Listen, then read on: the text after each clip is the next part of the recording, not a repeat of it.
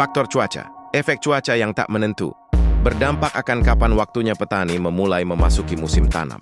Ini akan berpengaruh efektivitasnya seorang petani. Keterbatasan lahan. Mayoritas petani di Indonesia lahannya hanya beberapa meter, jarang sekali petani yang mempunyai lahan hektaran meter. Ini akan mempengaruhi seberapa banyak hasil panen. Akses terhadap teknologi. Petani di Indonesia masih banyak yang menggunakan kerbau untuk mengolah lahan agar bisa ditanami, padahal di tahun 2025 harusnya itu sudah ditinggalkan karena negara maju sudah tidak ada yang memakai hewan untuk mengelola lahan pertaniannya. Semuanya sudah memakai mesin. Kesejahteraan petani. Banyak petani di Indonesia ini miskin. Kenapa? Karena hasil pertanian mereka tidak dibeli dengan harga yang sesuai, bukannya untung malah buntung. Jadi miris sekali jadi petani di Indonesia. Ini lu udah susah-susah nanam, kena panas, kena hujan, pas giliran panen dibeli dengan harga murah. Pupuk dan bibit.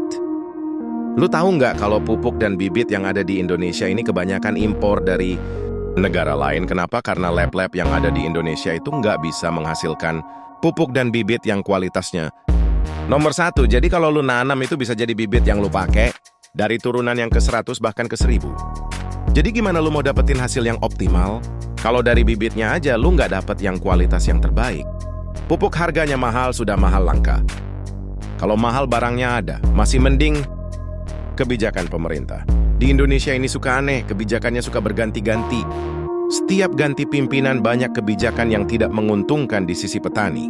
Bahkan di periode sebelumnya, seorang Kementerian Pertanian ditetapkan sebagai tersangka korupsi yang dimana dia adalah panglima tertinggi di sektor pertanian.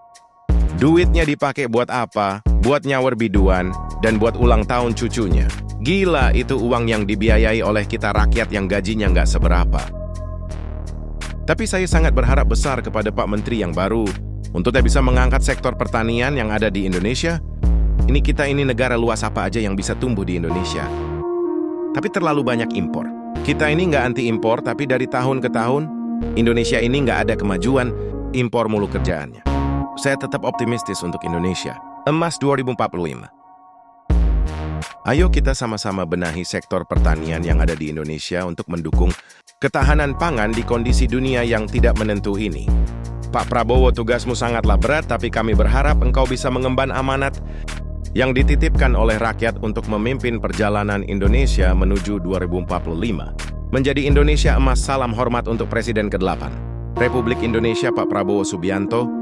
Semoga Allah selalu jaga engkau.